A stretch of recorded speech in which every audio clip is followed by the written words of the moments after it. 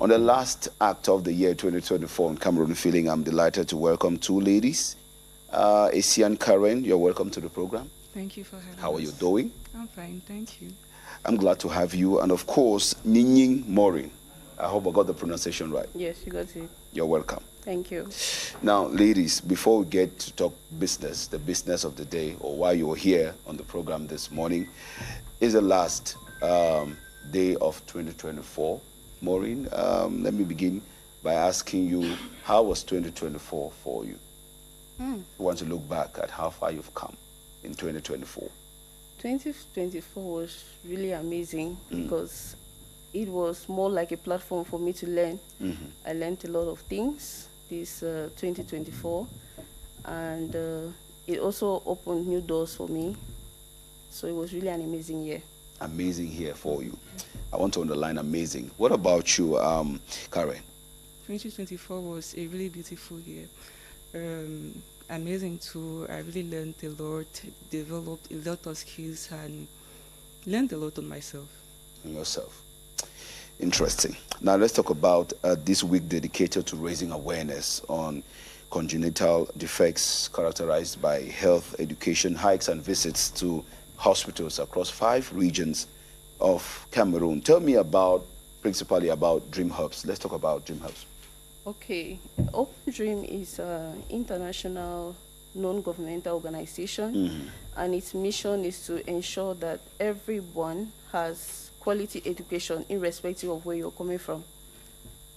Yes. How long has it been existing? I see 10th anniversary on your t-shirt. Yes, it has been existing for 10 years now. We just recently celebrated our 10 years. Yes, just some months ago. And how much of distance have you covered in 10 years, would you say? I would say we have covered a lot based on the results we have had so far internationally, because we have scholars scattered throughout the whole nation, the whole world. Yes, so I would probably say we have covered a lot.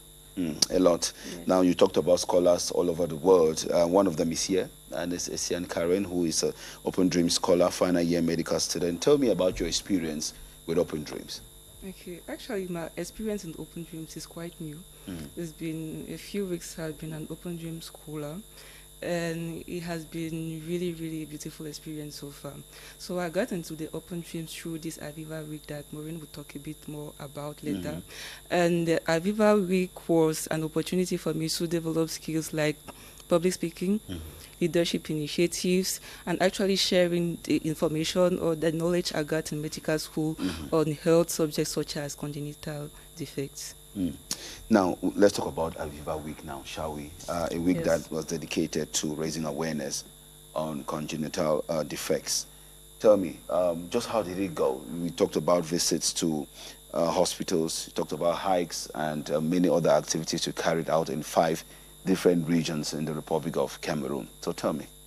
Okay, I would love to start by talking about what Aviva is all about. So Aviva happens to be a beautiful child that was born. So our co-founders, Mr. Hans and Christina Kohlberg, found in USA.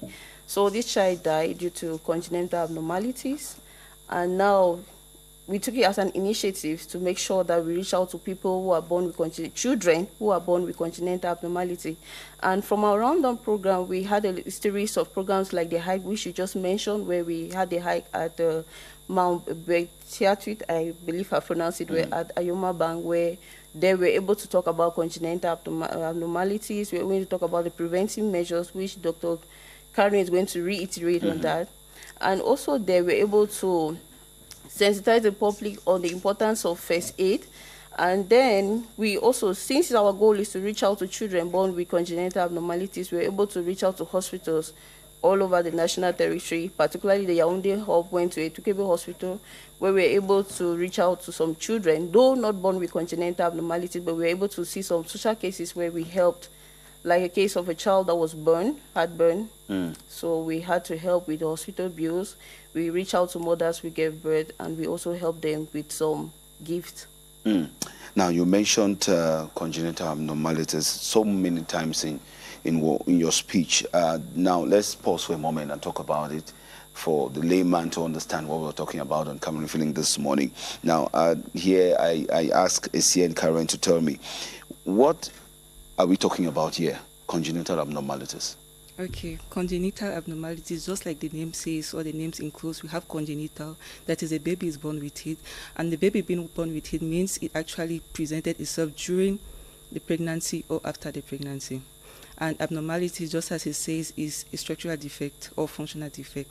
So congenital abnormality is any structural or functional defect on any organ of the body.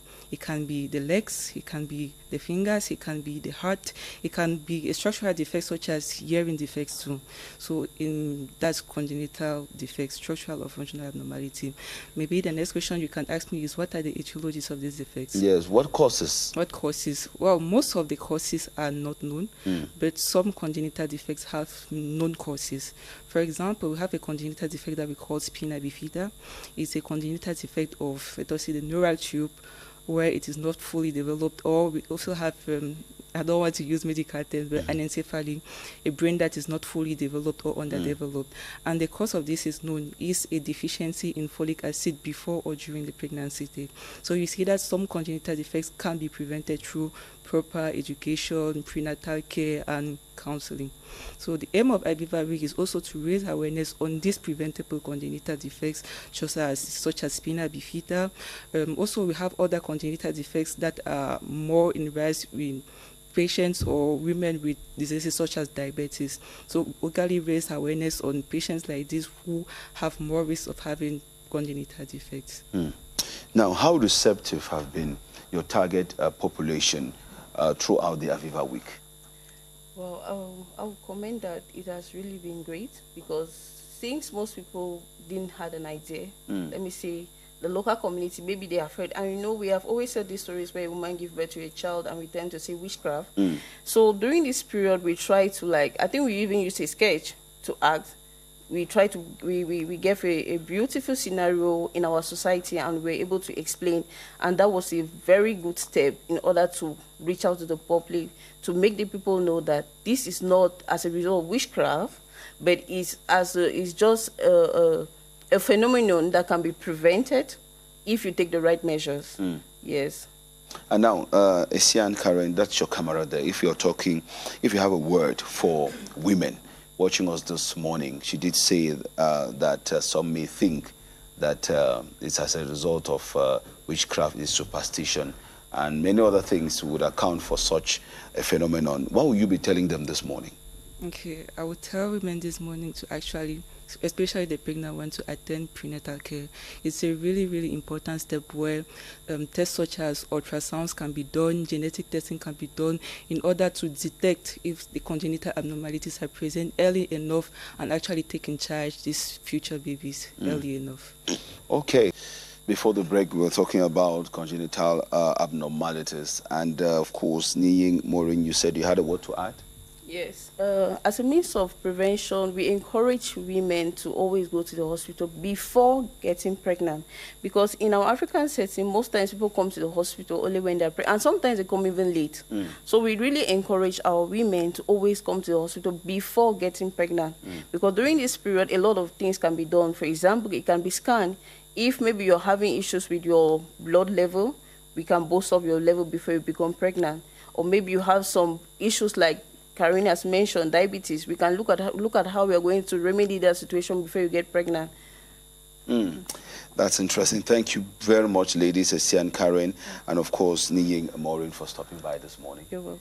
Happy New Year to your respective families. Thank you. And a prosperous 2025 to you both. Thank you. Thank you. I wish the same to you. Thank you very much. And it's the last episode of Cameroon Feeling for 2024.